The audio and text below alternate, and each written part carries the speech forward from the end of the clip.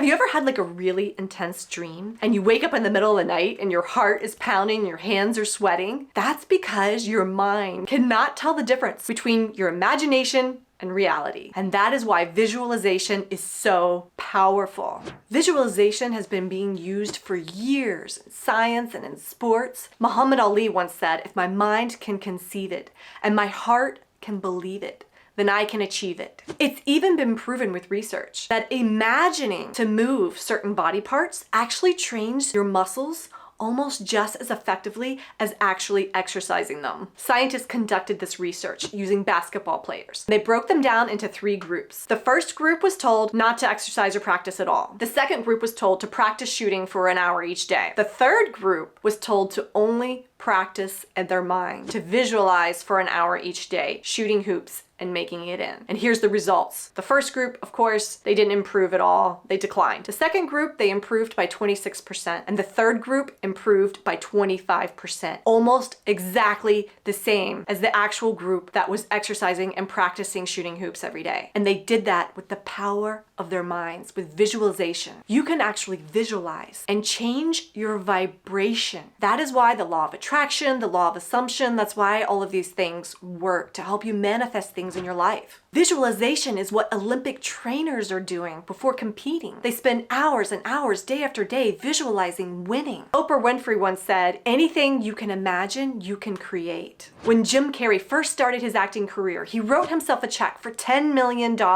over and over and over again for 3 years. And after the 3 years, he received that exact amount in a check. Everything that happens in our outer world must first start in our inner world. It's an echo of our thoughts. Set your intention and close the gap between your inner and outer world. You're not just a physical being in a physical world. You're actually a vibrational being in a vibrational world. And you're transmitting signals all the time, whether you realize it or not, with your thoughts and your emotions. Albert Einstein once said, "Everything is energy, and that's all there is to it. Match the frequency of the reality you want, and you cannot help but get that reality. It can be no other way." This is not philosophy. This is physics. If your thoughts and energy are abundance and wealth, then that's what's going to be reflected back to you. But if you're full of anger and frustration, then you're just going to get more and more of that in your life. If you want to start experiencing different things, then you have to figure out how to change the signals you're putting out. So if you're getting stuck and you're getting frustrated with your manifesting, here's a technique that will help you to truly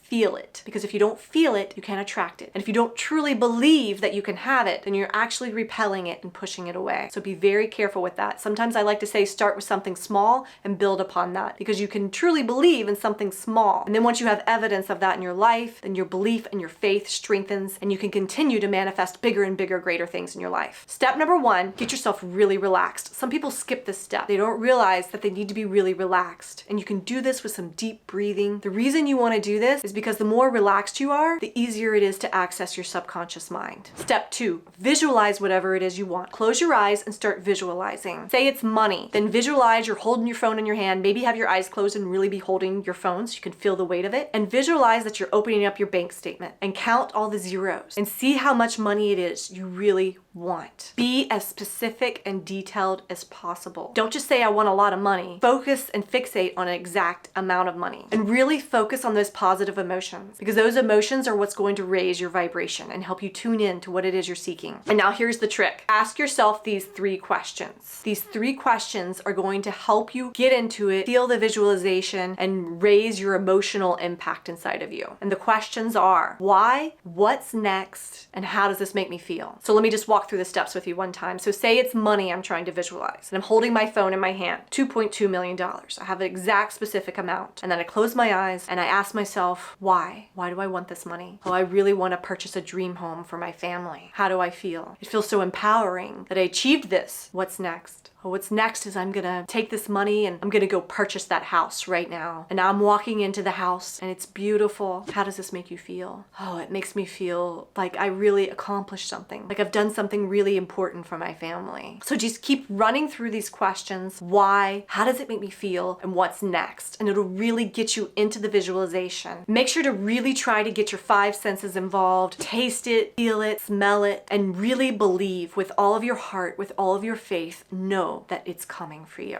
And now you've got to really trust and really believe that it can happen, and just let go of how and all the details. Let yourself be open to receiving it. I'm Sarah Stone. I hope you learned something about manifesting in this video. I hope you enjoyed it. Please like the video, subscribe, share it, and come back every week where I'll be sharing more research on how to make your life the happiest it can be.